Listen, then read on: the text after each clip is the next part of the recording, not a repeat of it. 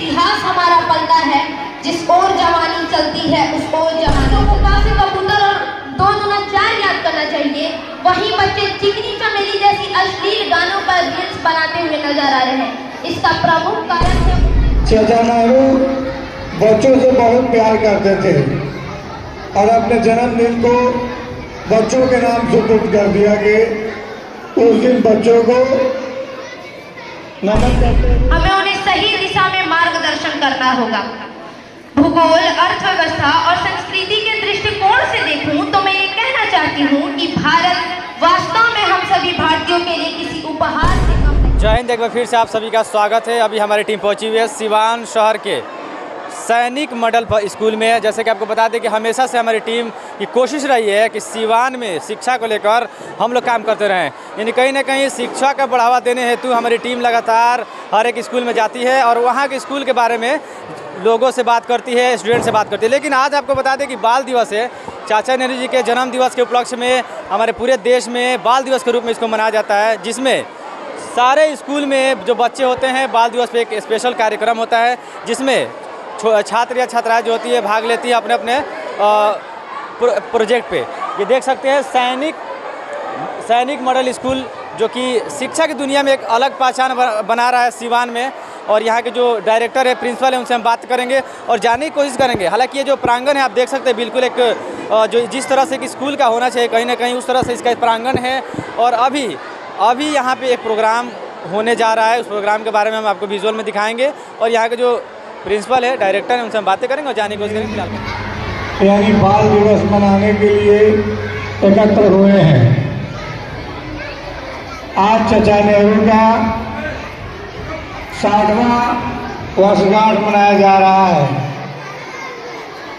चाचा नेहरू के जन्म के उपलक्ष्य में ये वर्षगांठ मनाई जाती है, क्योंकि चाचा नेहरू बच्चों से बहुत प्यार करते थे और अपने जन्मदिन को बच्चों के नाम सुपुर्द कर दिया कि उस दिन बच्चों को नमन करते हुए और उनको देश के कर्णधार मानते हुए चाचा नेहरू ने अपने जन्मदिन को बच्चों को नाम सुपुर्द कर दिया।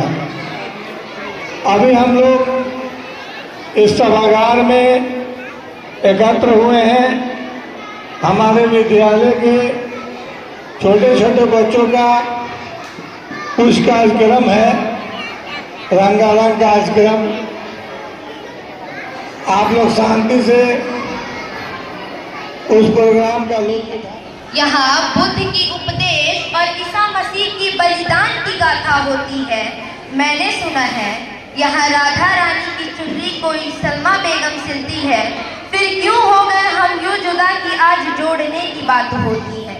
यहाँ आसाम की चाय हो, दक्षिण के मसाले विदेशियों को आकर्षित करती है, तो हिमालय में स्थित वैष्णो देवी में चढ़ाए नारियल की पूर्ति केरल और तमिल जैसे राज्य से होती है।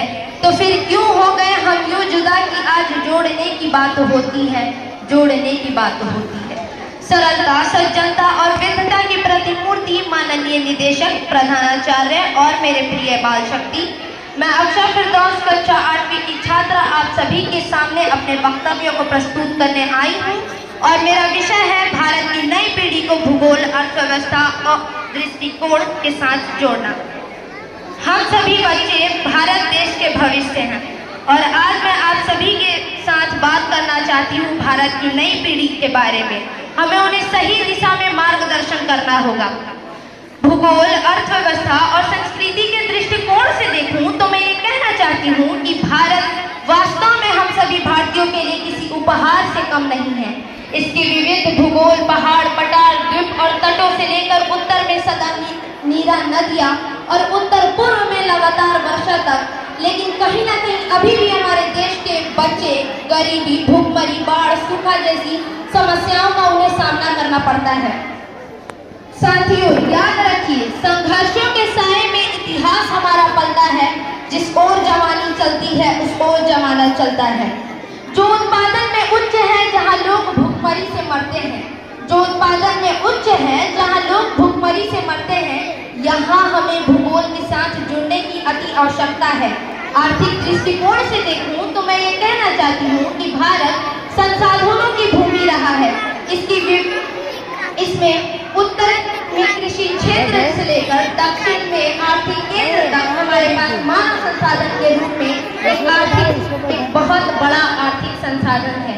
लेकिन जरा सोचिए, जिस देश के 50% बच्चे शिक्षा से अभी भी वंचित हो, उस देश के भविष्य का आर्थिक स्थिति कैसा होगा। माना कि सरकार की बनाई गई योजनाओं का धरातल से कोई वास्तविकता नहीं है, लेकिन हमारे देश के बच्चे भी कम नहीं है। जिन बच्चों को क से कबूतर और 2 दूना 4 याद करना चाहिए, वही बच्चे चिकनी चमेली जैसी अश्लील गानों पर रील्स बनाते हुए नजर आ रहे हैं।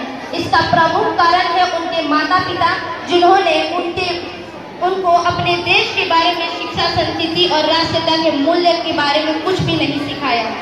संस्कृति दृष्टिकोण से देखूं तो मैं ये कहना चाहती हूँ कि भारत विविध भाषा, धर्म और आस्था प्रणालियों का आनंद लेता आ रहा है, लेकिन हम यहीं पर देखते हैं कि लोग अपनी संस्कृति को सबसे ऊपर साबित करने के लिए लड़ते हैं। महोदय, एक युवा की आवाज सुनिए, वो क्या कहता है। मैं युवा हूँ, सोच रखता हूँ कुछ नया कर दिखाने का, मुझ में जोश है सोच को परिणाम तक पहुँचाने का, हौसला रखता हूँ नामुमकिन को मुमकिन कर दिखाने का, सहता हूँ पर अपनों तक दर्द पहुँचने नहीं देता, लड़ता हूँ अपनी किस्मत से पर अपने आप को हारने नहीं देता। आज मैं आप सभी से भारत की नई पीढ़ी की शिक्षा प्रणाली के बारे में बात करूंगी। हमें अपनी नई पीढ़ी को शिक्षा, संस्कृति और राष्ट्रीयता के मूल्यों में शिक्षित करना होगा। हमें उन्हें अपने देश के बारे में गर्व और सम्मान की भावना सिखानी होगी। आज मैं बाल दिवस के इस शुभ अवसर पर आप सभी से ये कहना चाहूंगी, खास करके हम सभी बच्चों से, कि don't just be proud of being Indian, rather do something that make India proud of you। सिर्फ भारतीय होने पर अपने आप पर गर्व ना करें, कुछ ऐसा करें जिससे भारत को आपके ऊपर गर्व हो।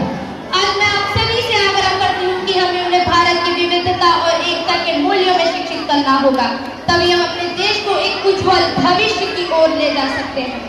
अंत में मैं बस यही कहूंगी कि सीढ़ियां उन्हीं को मुबारक हो जिनको छत पर जाना है, सीढ़ियां उन्हीं को मुबारक हो जिनको छत पर जाना है।